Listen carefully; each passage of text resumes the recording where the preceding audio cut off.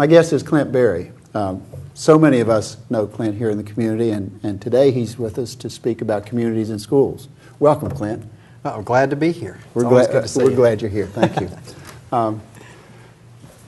It's no secret I'm a huge fan of communities and schools and have been active with that organization, and I know you're even more active with the organization. I want our viewers to know, however, as much as they can about what communities and schools, I call it CIS, really does for our students here in the county. Let's talk about that. Sure. Communities and Schools overall is the largest dropout prevention organization in the nation. Wow. And so Communities and Schools of Brunswick County is the Brunswick County affiliate. And one of the more prominent CIS organizations. It really is. It has been a leader on so many fronts. Absolutely. And real proud to be a sort of a part of that. I know you have been as well. That said, breaking it down, the mission has been to provide sort of a community of support for children, to help them learn, to stay in school, to succeed in school, and prepare them for life in general. One of the things we know is that dropouts don't occur in the 9th or 10th or 11th grades. They begin to occur in the 3rd and 4th grades when their reading skills start to fall. Right. And one of the great things that CIS does is to try to catch these kids at that early age and bootstrap them with reading and writing and arithmetic skills so that they aren't a dropout those 5 or 6 years later. Exactly. It's the school system, the dropout prevention program, which is our Action for Success dropout prevention. Right. That program takes the children, well, it really works on the premise that if we give positive relationships, positive guidance to the children, that we can change their lives. We can change the course of their lives. Right when they're in those pivotal points. We have 4 middle schools with success coaches, right, which are case managers. Let's talk about that a little bit. It's an interesting concept. What do they do? They literally connect the children with the resources necessary for that child, and that includes tutoring, mentoring, educational support.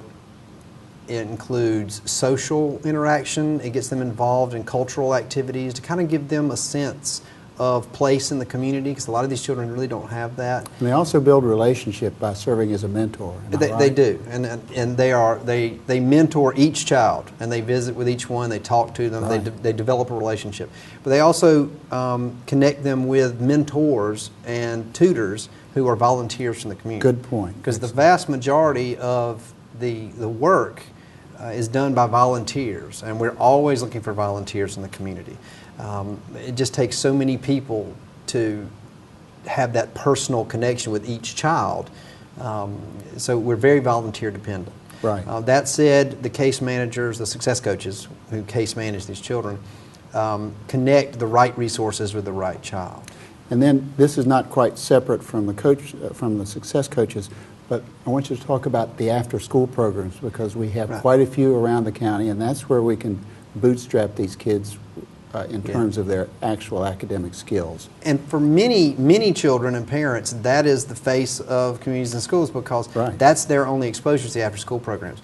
And we also have summer camps that do a similar thing. So to address both of those, they allow a place for a positive, sort of safe environment, or definitely a safe environment, for the children to go after school for working parents. Right. So it helps both sides. It's a huge contribution. And they help with homework. They provide enrichments and some stimulating activities. They take them on field trips, especially the summer camps. They do field trips, and just really try to extend that environment we're trying to develop in the schools to the after-school programs for those children with working parents, so that that's not dead space between when they get out of school and when their parents come home from work. So it's really just an extension of our same core mission to provide that positive environment for the children.